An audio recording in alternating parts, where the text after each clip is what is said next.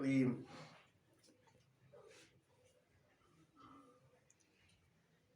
وعن عبد الرحمن بن حسنة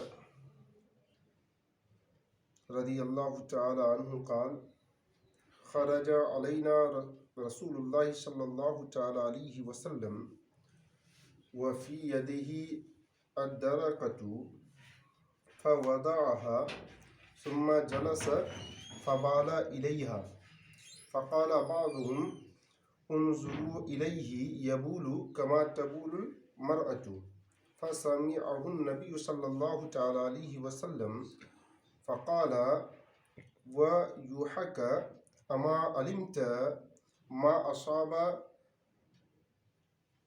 صاحب بني إسرائيل كانوا إذا أصابهم البول قرضوه بالمقاليد فنهاهم فعذب في قبره.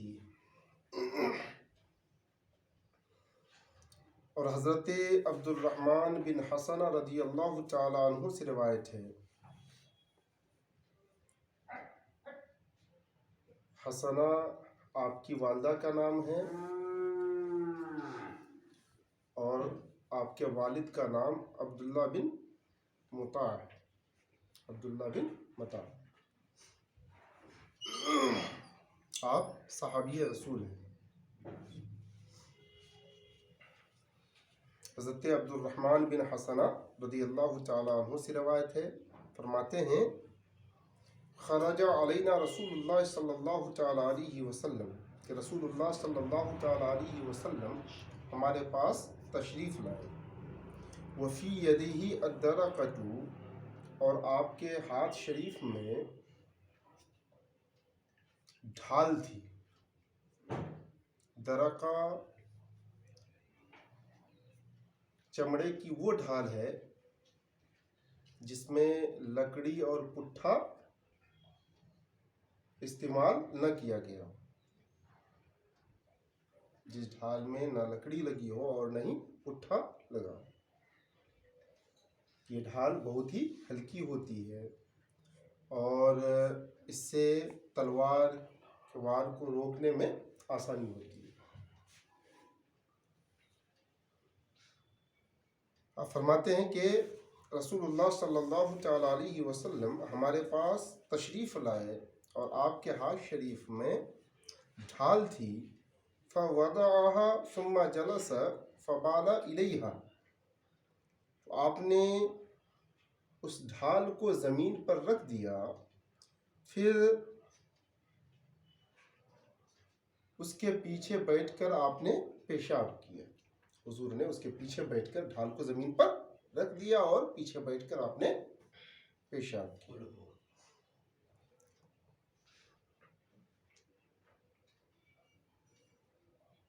ڈھال کے پیچھے بیٹھ کر پیشاب کرنے سے معلوم ہوتا ہے کہ پیشاب کے لیے پورے جسم کو چھپانا ضروری نہیں. پیشاب کرنے کے لیے پورے جسم کا چھپانا ضروری ہے. اتنی آڑ ضروری ہے کہ جس سے شرمگاہ چھپ جائے. اگر شرمگاہ چھپ جائے، اتنی آڑ ہو کہ شرمگاہ چھپ جائے، تو پھر پیشاب کرنا وہاں جائز. اس آڑ کے پیچھے پیشاب کرنے میں کوئی حرج نہیں ہے.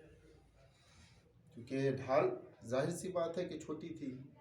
ڈھال چھوٹی ہوتی ہے کہ جس سے پورا آدمی چھپ نہیں سکتا ہے.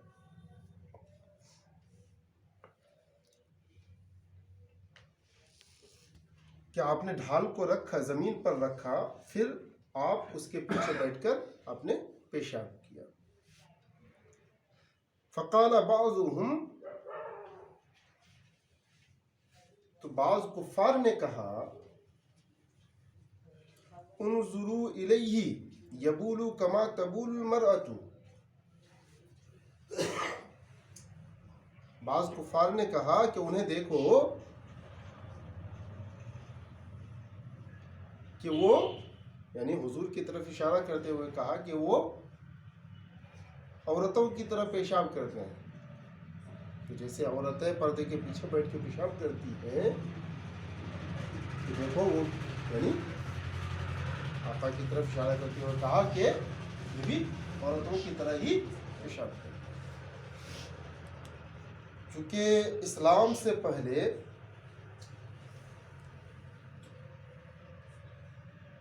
عرب کے لوگوں کی عادت تھی، عربی آدمی لوگوں کے سامنے ننگے ہو کر پیشاب پاخانہ کرتے تھے، کہ اسلام نے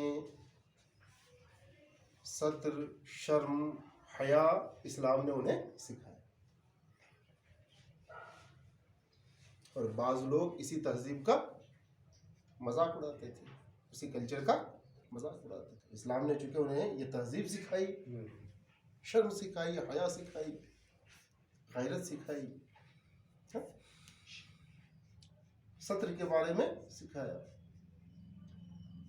اسلام سے پہلے نہ ان میں حیا تھی، نہ شرم تھی، نہ غیرت تھی. بعض لوگ اسی تہذیب کا مذاق اڑاتے ہیں. جیسے آج کل بعض بے دین جاہل لوگ بعض اسلامی احکام یعنی داڑھی، نماز وغیرہ کا مذاق اڑاتے ہیں کہ نہیں؟ بالکل. خود تو رکھنا نہیں ہے، اس کے لیے اچھا بہانہ ہے کہ دوسرے جس نے رکھا اس کا مذاق اڑائے.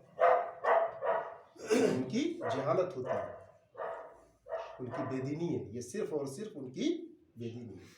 اگر وہ ان میں جہالت نہ ہوتی اور بے دینی نہ ہوتی تو ایسی صورت میں کسی نے اگر داڑھی رکھی ہے تو پھر وہ اس کی داڑھی کا مذاق کبھی نہیں ہو رہا. یا کوئی نماز پڑھتا ہے تو اس کی نماز کا کوئی مذاق نہیں ہوتا.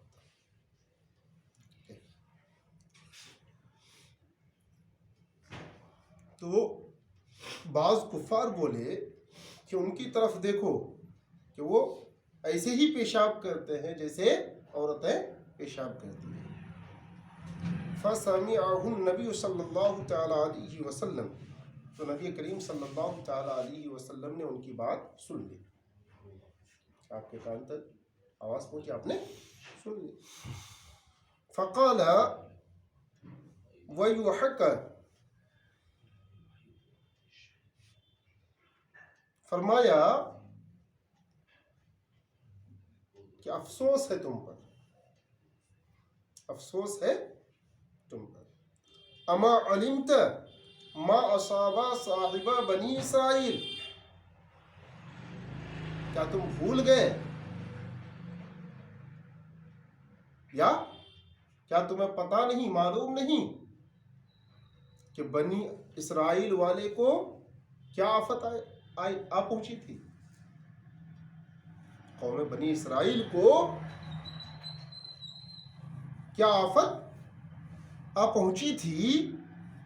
کانو اذا اصابہم البول قردوہ بالمقارید، کہ جب انہیں پیشاب لگ جاتا تھا جسم کے کسی حصے میں یا کپڑے کے کسی حصے میں، بنی اسرائیل کو جب پیشاب لگ جاتا تھا قردوہ بالمقارید، تو قینچیوں سے وہ حصہ کاٹ دیا جاتا تھا.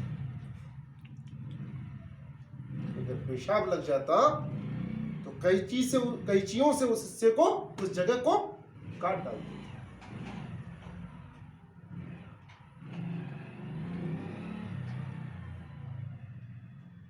فَنَهَاهُمْ فَعُذِّبَ فِي قَبْرِهِ، اور اس نے منع کیا، روکا. فَعُذِّبَ فِي قَبْرِهِ، اس کی قبر میں عذاب دیا گیا،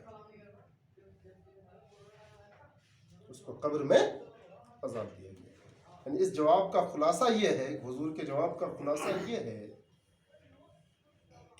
کہ کیا تم بھول گئے کہ قوم بنی اسرائیل میں پیشاب کا حکم کتنا سخت تھا، کہ اگر کپڑے کے کسی حصے میں لگ جائے تو اس کپڑے کو جلا ڈالو.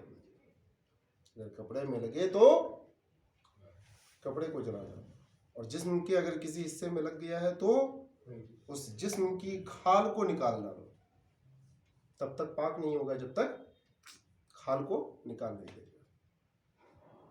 اتنا سخت حکم تھا پیشاب کا، اتنا سخت حکم تھا۔ اور انہی میں سے ایک نے یہ مشورہ دیا کہ اس کو مت کرو، یعنی کپڑے میں لگے تو اس کو آگ مت لگاؤ، اس کو مت جلاؤ، یا جسم میں لگے تو کھال مت چھیلو۔ تو اس مشورے پر اسے عذاب قبر میں گرفتار کیا گیا، وہ عذاب قبر میں گرفتار ہوا، اس مشورے کی وجہ سے وہ عذاب قبر میں گرفتار ہوا، حالانکہ اس نے ایسی چیز سے روکا تھا جو نفس پر گرا تھی، وہ بھاری تھی نا، یہ آسان کام تو تھا نہیں، اور یہ تکلیف دہ چیز تھی، کسی کے جسم کو چھیل دینا یہ تکلیف دہ چیز تھی۔ کیا لوگوں، انہوں نے تو ایسی چیز سے، اس نے تو ایسی چیز سے روکا تھا جو نفس پر بھاری تھی اور تکلیف دہ بھی تھی۔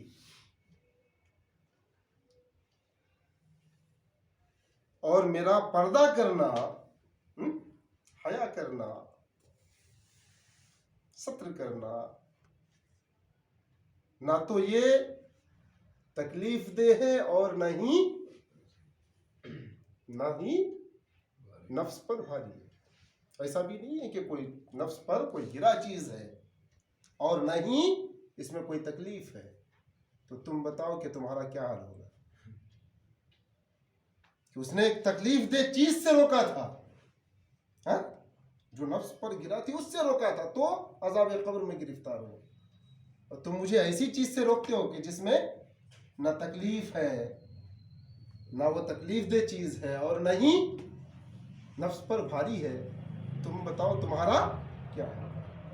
اس سے معلوم ہوتا ہے کہ وہ سوال کرنے والا، وہ یعنی مذاق اڑانے والا، وہ قوم بنی اسرائیل کا شخص تھا، قوم بنی اسرائیل کا شخص تھا، کہ قوم بنی اسرائیل کے حال سے وہ واقف تھا، جانتا تھا، یا یہ ہے کہ وہ اس زمانے میں بنی اسرائیل کے واقعات، خاص طور سے پیشاب کے واقعات بہت مشہور تھے، ٹھیک ہے۔ اور پھر قربان جائیے اللہ کے پیارے نبی صلی اللہ تعالیٰ علیہ وسلم کے اخلاق کریمانہ پر، کہ کوئی اور ہوتا تو جلال میں آ جاتا کہ نہیں، پیارے آقا کے اخلاق کریمانہ پر قربان جائیے۔ کیا آپ نے ان کے مذاق کا جواب نہیں دیا، جو مذاق اڑایا اس کا جواب نہیں دیا، بلکہ آپ نے نرمی سے انہیں مسئلہ سمجھا دیا۔ یہ حضور کا اخلاق کریمانہ تھا۔ اللہ تبارک و تعالی ہم سب کو دولت ایمان اور دولت علم